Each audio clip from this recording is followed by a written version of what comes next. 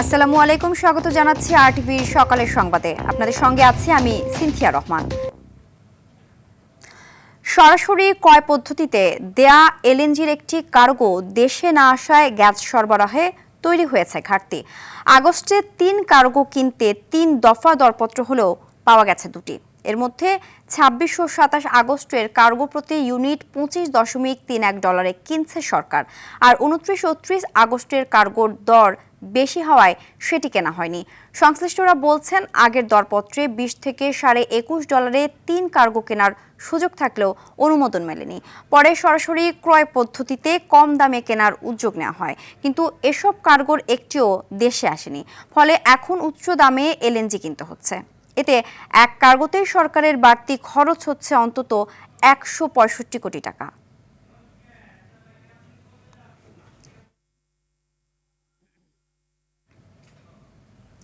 এদিকে তীব্র গ্যাস সংকটও সেই সাথে ঘন ঘন বিদ্যুৎ বিভ্রাটে চরম ভোগান্তিতে পড়েছেন সাধারণ মানুষ।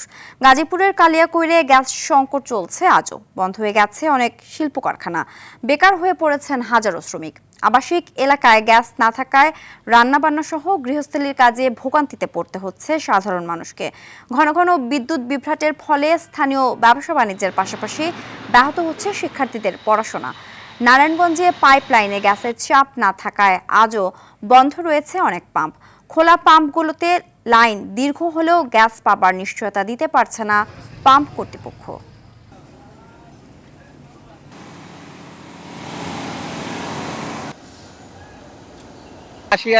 আশি প্রেসার 100 প্রেসার এতে ঢোকে হাওয়া, গাড়ি চালানো যায় না। 10-20 কিলো চালাই আবার লওয়া লাগে। গ্যাসের প্রেসার ঠিক মতো পাওয়া যায় না, লরি লাগাইতে হয়, কিভাবে আমরা চালাবো? শ্রমিক, কর্মচারী, কর্মকর্তা সবাই বসে আছে। এই অবস্থা চলতে থাকলে মালিক তো ফ্যাক্টরি চালাতে যাচ্ছে।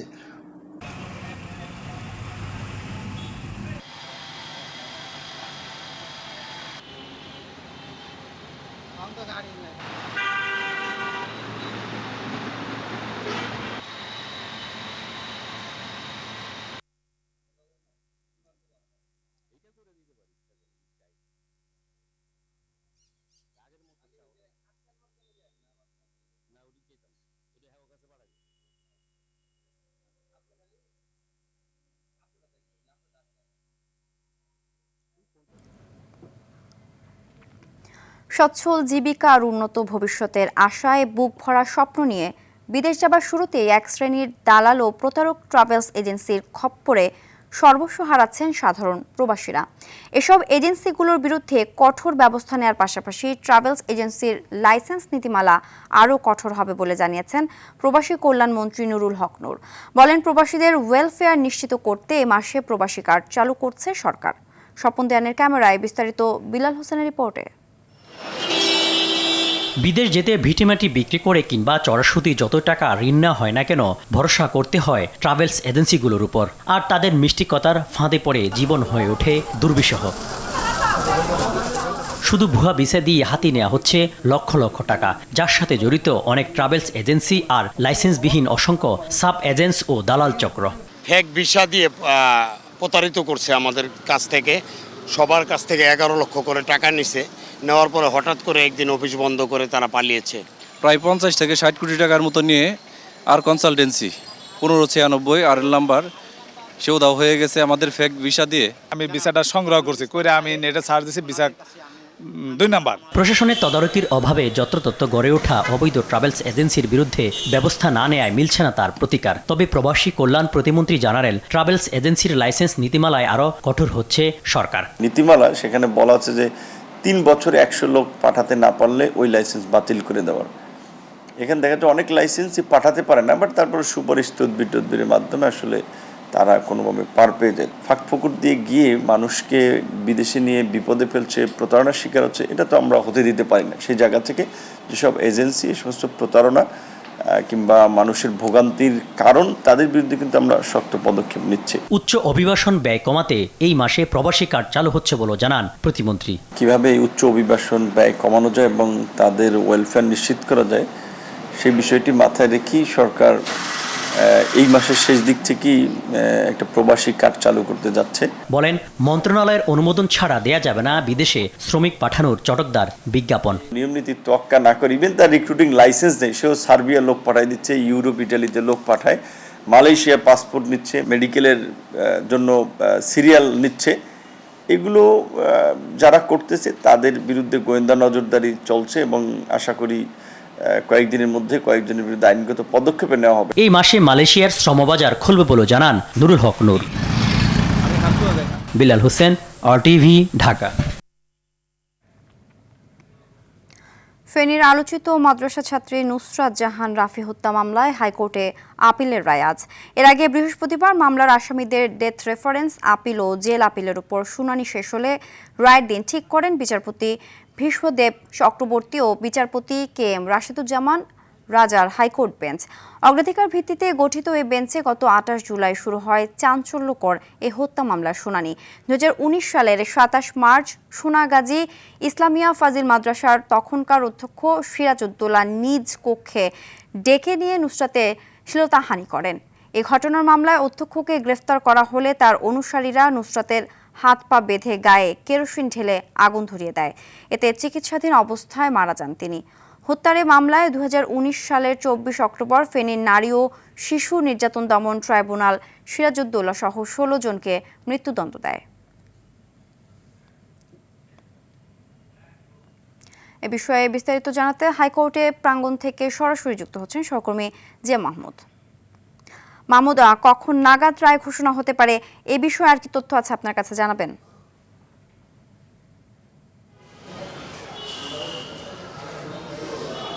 সিনথিয়া ফেনীর আলোচিত মাদ্রাসা ছাত্রী নুসরাত জাহান রাফি হত্যা মামলার হাইকোর্টে আপিলের রায় আজ হবে। এই রায়কে ঘিরে আদালত কিন্তু প্রস্তুত রয়েছে। আমরা যতটুকু তথ্য পেয়েছি সকাল 10:30 থেকে 11টা নাগাদ এই মামলার রায় ঘোষণা হতে পারে এবং ইতিমধ্যে আসামি পক্ষের আইনজীবী তিনি আমাদের সাথে কথা বলে গিয়েছেন। রায় ঘোষণার পরে তিনি তার প্রতিক্রিয়া জানাবেন।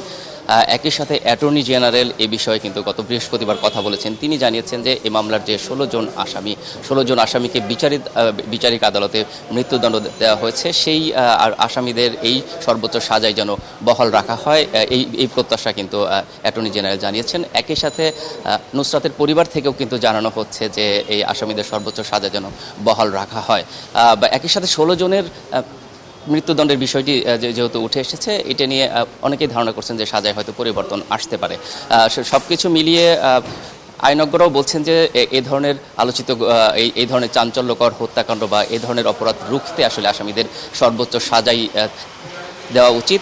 আপনাকে জানিয়ে রাখি যে মোট 17 কার্যদিবস এই মামলার উপর হাইকোর্টে শুনানি হয়েছে এবং এই 17 কার্যদিবস শুনানির পর কিন্তু আজ রায় ঘোষণা হতে যাচ্ছে। রায় ঘোষণাকে কেন্দ্র করে হাইকোর্ট প্রাঙ্গণ কিন্তু সর্বোচ্চ নিরাপত্তা কিন্তু নিশ্চিত করা হয়েছে। আমরা দেখেছি আইনশৃঙ্খলা বাহিনীর পর্যাপ্ত উপস্থিতি রয়েছে। আমরা এও তথ্য পেয়েছি যে নুসরাতের গ্রামের বাড়িতেও কিন্তু আইনশৃঙ্খলা বাহিনীর উপস্থিতি রয়েছে এবং সেখানেও কিন্তু নিরাপত্তা নিশ্চিত করা হয়েছে। সব মিলিয়ে আমরা অপেক্ষা করছি, হয়তো আশা করছি পরবর্তী সংবাদে এই রায়ের বিষয়ে বিস্তারিত তথ্য আপনাকে জানাতে পারবো বা আদালতের কোনো অবজারভেশন আসে কিনা সেটি হয়তো জানাতে পারবো। তো আপাতত হাইকোর্ট প্রাঙ্গণ থেকে এই রায়কে ঘিরে আমার কাছে এই ছিল সর্বশ্রেষ্ঠ তথ্য। সিনথিয়া, ধন্যবাদ। তীব্র গ্যাস সংকট ও সেই সাথে ঘন ঘন বিদ্যুৎ বিভ্রাটে চরম ভোগান্তিতে পড়েছেন সাধারণ মানুষ। গ্যাস সংকট নিয়ে আরও জানাতে নারায়ণগঞ্জ থেকে সরাসরি যুক্ত হচ্ছেন সহকর্মী আনোয়ার হাসান। আনোয়ার, গ্যাস সংকটে ভোগান্তি কেমন দেখছেন, সেই সাথে শিল্প কারখানার বর্তমান পরিস্থিতিও আমাদের জানাবেন।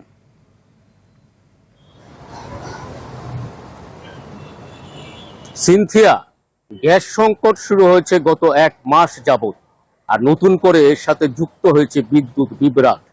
নারায়ণগঞ্জের 2500 বন্দর, ফতুল্লা, সিদ্ধিরগঞ্জ সহ প্রায় সব এলাকায় লোডশেডিং বেড়েছে তীব্র মাত্রায়। বিশেষ করে পল্লী বিদ্যুৎ যেখানে আছে সেখানে লোডশেডিং যেন আরো বেশি বেড়েছে। হঠাৎ করে এমন লোডশেডিং বাড়ায় মানুষজন কিন্তু পড়েছে বিপাকে। তেমনি শিল্প মালিকরা বলছে যে বিদ্যুতের কারণেই কিন্তু আমরা গ্যাসের দিকে ঝুঁকেছিলাম, কিন্তু এখন গ্যাস যেমন পাচ্ছি না তেমনি বিদ্যুতেরও সমস্যা হচ্ছে। আর শিল্প কারখানায় কেমন প্রভাব পড়েছে এ সম্বন্ধে ইতিমধ্যে শিল্প মালিকরা বিস্তারিত বলেছেন।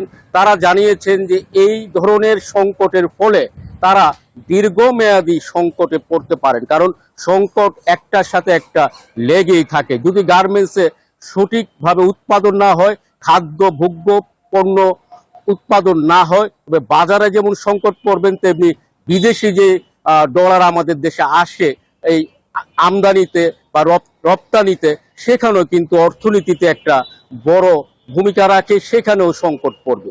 এইসব নিয়ে শিল্পপতিরা যেমন চিন্তিত, তেমনি সাধারণ শ্রমিক যারা আছেন তারাও চিন্তিত, কারণ কর্মস্থলে যদি ঠিক মতো কাজ না থাকে তবে তারা কিন্তু ভেবে পায় না যে মাস শেষে কি করবে। অনেকে আছেন যারা প্রোডাকশনে আয় করেন, অর্থাৎ মজুরি পান, যত কাজ তত, তারা বিশেষ করে চিন্তিত, কারণ তাদের কাজ কমে গেছে। মাস শেষে যে ব্যয় সেটা কিন্তু কমেনি, বরং জ্বালানি সংকট মেটাতে গিয়ে তাদের সে ব্যয় বেড়েছে।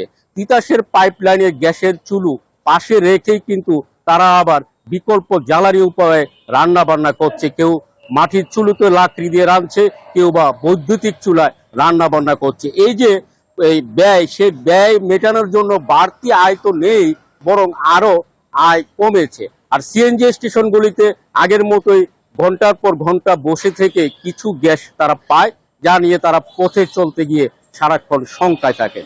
তো এই ছিল নারায়ণগঞ্জের গ্যাস ও বিদ্যুৎ নিয়ে সর্বশেষ। সিনথিয়া। ধন্যবাদ। ফরিদপুরের ভাঙায় ভয়াবহ আকার ধারণ করেছে সড়ক দুর্ঘটনা। চলতি বছরের প্রথম 7 মাসে উপজেলায় 20টি সড়ক দুর্ঘটনায় প্রাণ হারিয়েছেন অন্তত 27 জন। স্থানীয়দের অভিযোগ, ট্রাফিক আইন না মেনে বেপরোয়া গতিতে গাড়ি চালানোর কারণেই বাড়ছে এ দুর্ঘটনা। আর চালকদের দাবি তারা নিয়ম মেনেই গাড়ি চালান। ফরিদপুরের ভাঙা থেকে মসলিউদ্দিন ইমরানের পাঠানো তথ্যচিত্র আরও জানাচ্ছেন আবরার মাহি। পদ্মা সেতু চালুর পর দক্ষিণবঙ্গের 21 জেলার যানবাহনের গুরুত্বপূর্ণ রুটে পরিণত হয়েছে ফরিদপুরের ভাঙা। প্রতিদিন বিপুল সংখ্যক যানবাহন এই উপজেলার উপর দিয়ে রাজধানী ঢাকা সহ দেশের বিভিন্ন প্রান্তে চলাচল করছে। তবে যানবাহনের চাপ বাড়লেও এক্সপ্রেসওয়ে ছাড়া ভাঙার অন্যান্য মহাসড়ক এখনও 2 লেনের হওয়ায় বাড়ছে দুর্ঘটনার ঝুঁকি। পথচারী ও চালকদের অভিযোগ, মহাসড়কে বেপরোয়া গতিতে যানবাহন চলাচল, অবৈধ 3 হুইলারে দৌরাত্ম্য, মালবাহী ট্রাক ও মোটরসাইকেলের অতিরিক্ত গতি, সব মিলিয়ে বাড়ছে দুর্ঘটনা ও প্রাণহানির ঘটনা। অটো মাহিন্দ্রা যেভাবে চলতেছে, দুর্ঘটনা মনে করেন যে অপকারণ আমাকে আরো বেশি বিপদ হইতেছে। এক্সপ্রেসওয়ে ছাড়া অন্যান্য যে রাস্তাগুলো আছে সবগুলোই চাপা, এই কারণে বিভিন্ন সময় অনেক অ্যাক্সিডেন্ট হয়। বেপরোয়া ভাবে গাড়ি চালার কারণে প্রতিনিয়ত অ্যাক্সিডেন্ট হচ্ছে এবং মানুষ মারা যাচ্ছে। রোড ছড়ানো, কিন্তু সেতুগুলো চাপা থাকার কারণে আমাদের অ্যাক্সিডেন্টের প্রবণতা অনেক বেশি বেড়ে যাইতেছে। দুর্ঘটনা প্রতিরোধে ও সড়কে শৃঙ্খলা ফেরাতে প্রশাসন কাজ করছে বলে জানান পুলিশের এই কর্মকর্তা। জেলা পুলিশের পক্ষ থেকে এবং হাইওয়ে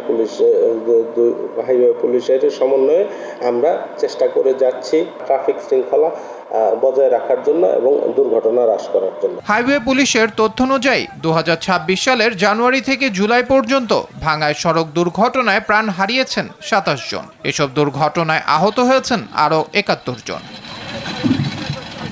আবরার মাহি, RTV। পেনশনের টাকার জন্য 4 বছর দাঁড়ে দাঁড়িয়ে ঘুরেও টাকা না পেয়ে শেষ পর্যন্ত মৃত্যুর কোলে ঢলে পড়েন নারায়ণগঞ্জ জেনারেল হাসপাতালের নার্সিং সুপারভাইজার ফ্রান্সিলিয়া গোমেজ। শুধু তাই নয়, পেনশনের টাকা ছাড় করাতে গিয়ে সিভিল সার্জনের সঙ্গে 12 লাখ টাকার ঘুষ চুক্তি এবং 5 লাখ টাকা লেনদেনের একটি চাঞ্চল্যকর অডিও ফাঁস হয়েছে। এই ঘটনায় দায়ীদের বিরুদ্ধে ব্যবস্থা নেওয়ার দাবি করেন স্বজনরা। এ নিয়ে নারায়ণগঞ্জ প্রতিনিধি আনোয়ার হাসানের রিপোর্ট, জানাচ্ছেন লিওন আজাদ। 2021 সালের 4 এপ্রিল নারায়ণগঞ্জ জেনারেল হাসপাতালের নার্সিং সুপারভাইজার হিসাবে অবসরে যান ফ্রান্সিলিয়া গোমেজ। এরপর শুরু হয় তার দীর্ঘ পেনশন প্রাপ্তির লড়াই। বিভিন্ন দপ্তরে ঘুরেও কোনো সুরাহা না পেয়ে বাধ্য হয়ে তার ছেলে বিনয় দেউড়ি যোগাযোগ করেন নারায়ণগঞ্জ সিভিল সার্জনের সঙ্গে। পরে সকল টাকা পাইয়ে দেওয়ার শর্তে সিভিল সার্জনের সঙ্গে মোট 12 লাখ টাকার চুক্তি হয় বলে অভিযোগ করেন। বাকি পেনশনের কাজটা সে করে দিবে, তো পেনশনের কাজ আজ অবধি করেও নাই।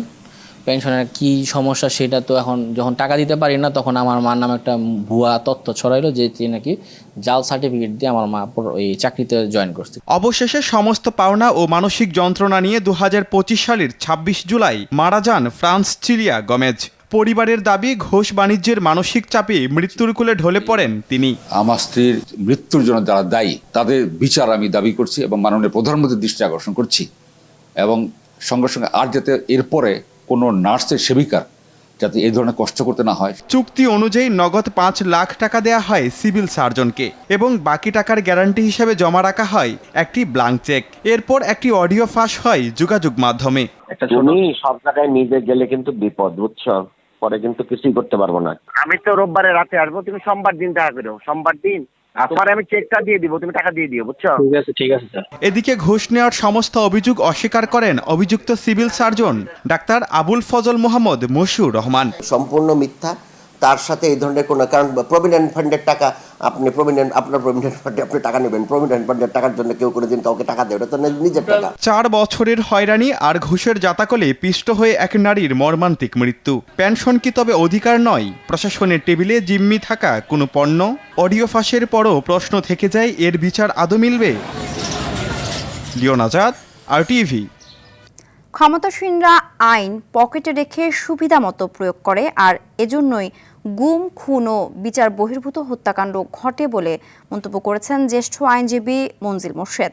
সম্প্রতি ট্রাইব্যুনালের বিচারকদের আয়নাঘর পরিদর্শনে হাসিনা সরকারের মানবতা বিরোধী অপরাধের চিত্র আবারও সামনে আসায় একথা বলেন তিনি। ঘটনার পুনরাবৃত্তি বন্ধে পরামর্শ দেন আইন অনুযায়ী রাষ্ট্র পরিচালনার। তবে বর্তমান সরকার আইন ও ন্যায় বিচারের প্রশ্নে সঠিক পথেই হাঁটছে মত আরেক আইনজীবীর। জিএম মাহমুদের রিপোর্ট।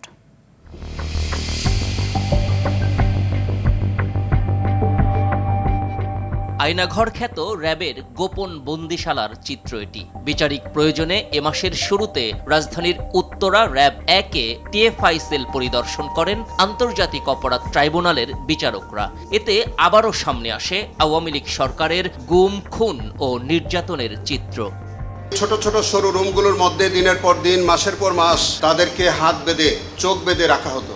পরে DGFI এর বন্দিশালাও পরিদর্শন করেন বিচারকরা। ভিন্নমত দমন ও ক্ষমতা দীর্ঘায়িত করতে বিরোধী দলীয় নেতাকর্মী ও সাধারণ মানুষকে তুলে নিয়ে নির্যাতন ও হত্যাকাণ্ডে জড়িত ছিল র্যাব, পুলিশ, DGFI সহ বিভিন্ন গোয়েন্দা সংস্থা। ভুক্তভোগীদের এমন অভিজ্ঞতা ও অভিযোগ তুলে ধরে প্রসিকিউশন, দেয় চাঞ্চল্যকর তথ্য। এখানে কিন্তু আমাদের ব্রিগেডিয়ার আজমি সহ আজকের মাননীয় প্রধানমন্ত্রী, তাকেও কিন্তু সেখানে আনা হয়েছে, তার উপরে নির্যাতন করা হয়েছিল। তবে আইনশৃঙ্খলা বাহিনীর এ ধরনের কর্মকাণ্ড স্পষ্টতই আইনের লঙ্ঘন। গুম করে মানুষকে হত্যা করা কোনো আইন সাপোর্ট করে না, এটা সম্পূর্ণ আইন পরিপন্থী, এবং যারা করেছে তাদের বিচার হওয়া উচিত, ভবিষ্যতে কেউ করলেও তার বিচার হওয়া উচিত। সরকার চাইলে মানবাধিকার লঙ্ঘনের এ ধরনের ঘটনা প্রতিরোধ সম্ভব বলে জানান মানবাধিকার নিয়ে কাজ করা এই আইনজীবী।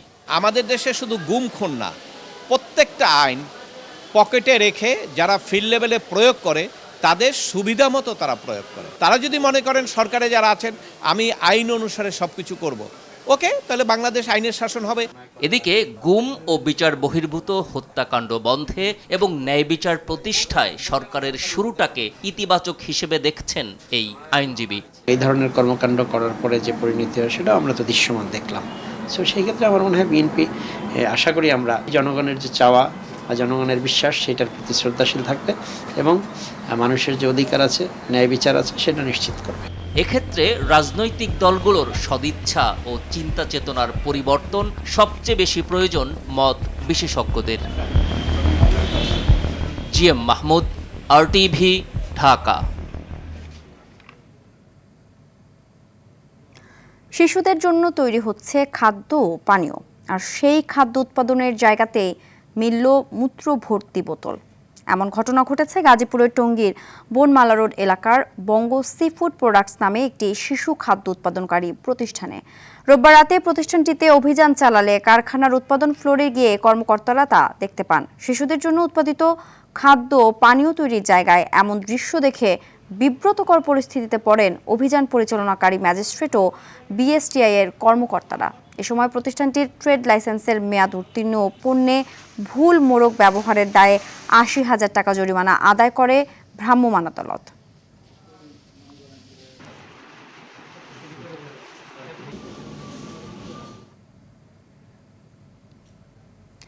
কোরিয়া ও বাংলাদেশের সংস্কৃতি, শিক্ষা ও তরুণদের মধ্যে বন্ধন জোরদারে IUBATA-তে অনুষ্ঠিত হচ্ছে সাংস্কৃতিক বিনিময় অনুষ্ঠান।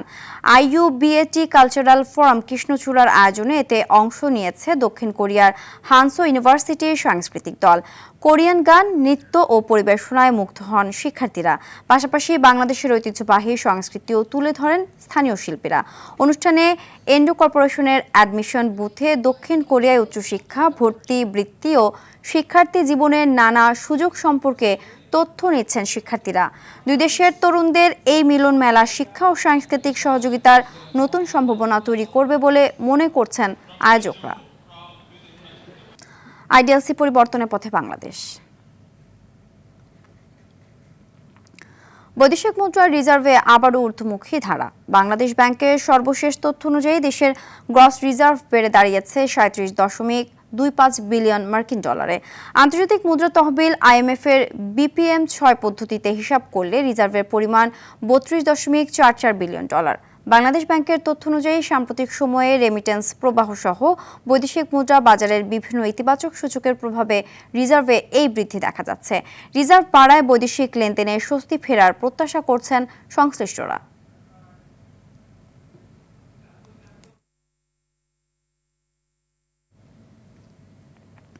আন্তর্জাতিক প্রসঙ্গ।